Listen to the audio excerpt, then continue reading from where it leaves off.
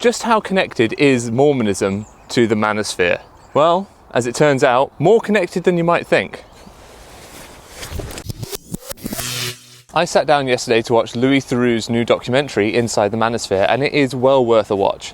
He spends time with some of the most extreme and frankly frightening individuals in that online space. But what's also frightening is just how well some of their views and opinions seem to paint parallels onto Mormonism. Let's take a look. I was struck by just how many of these Manosphere influencers seem to want polygamy.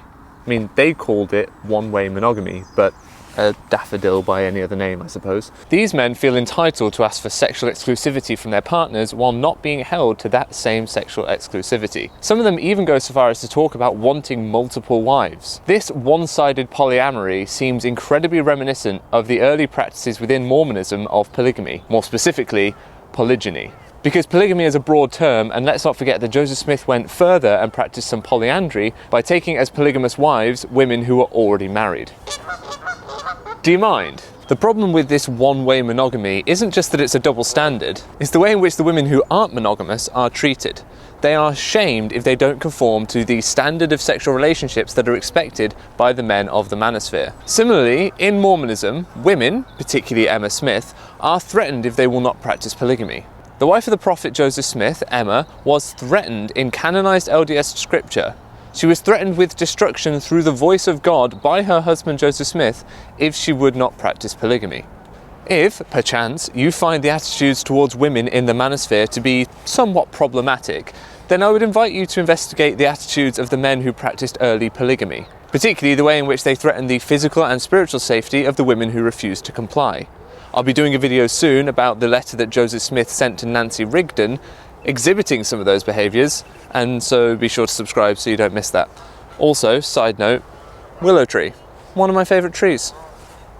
If the only difference you can find between the one-way monogamy of the Manosphere and the early polygamy practiced by Joseph Smith is that Joseph Smith was commanded by God and therefore it's okay, then that sounds a lot to me like special pleading. Because if something that you find morally reprehensible in a secular group suddenly becomes okay in a religious context, the morality hasn't changed, it's just the motivating factor, that being God. And if there is a God, he will make these geese be quiet because they are gobby as hell. I guess not. Simply put, do immoral things become moral just because God says so? Is it the case that when you want to oppress women because of personal gratification, then that's bad, but if you want to oppress women under a divine mandate, then that's somehow okay? Let's take a look at one of the influencers in particular, a guy called Ticky. He, like many in the Manosphere, expects women to be virgins and to have exclusive sexual access to them while wanting to enjoy unfettered sexual access to many partners at the same time. He condemns the work of women who participate in OnlyFans, and he even had a public spat with Bonnie Blue, a famous OnlyFans creator, on a live stream. And yet he owns an agency that manages OnlyFans girls. So he profits from the work that he condemns.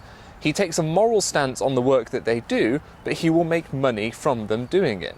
Louis Theroux pointed out this contradiction to him, and the only way he seemed to resolve it was to say, well, it doesn't matter because I make money from it. And unfortunately, I think there are some parallels to be had there with the church's approach to honesty and its finances. The Mormon Church teaches very strongly against dishonesty. In fact, they even go so far as to say of lying, if we are without guile, we are honest, true, and righteous. All of these are attributes of deity and are required of the saints. Those who are honest are fair and truthful in their speech, straightforward in their dealings, free of deceit and above stealing, misrepresentation, or any other fraudulent action. Honesty is of God, and dishonesty of the devil. And yet we know from SEC findings that the church set up 13 clone LLCs or shell companies in order to be dishonest about the size and nature of the fund that they had. Ensign Peak was the church's reserve fund, and they led the public, the members of the church, and investors to believe that that fund had less money in it than it actually had. They set up these clone LLCs to report having financial investment control over money that they didn't actually have control over. To lead people to believe that something is smaller than it is or has less money in it than it does is just dishonest. So when it comes to their finances, the church is happy to be dishonest, even though they are also happy to teach their members publicly that dishonesty is a bad thing. The behaviours and attitudes of the Manosphere that we've covered in this video are easy to condemn. And that's because they're packaged in an online space that it's easy to recognise the toxicity of, particularly if you aren't in that online space yourself.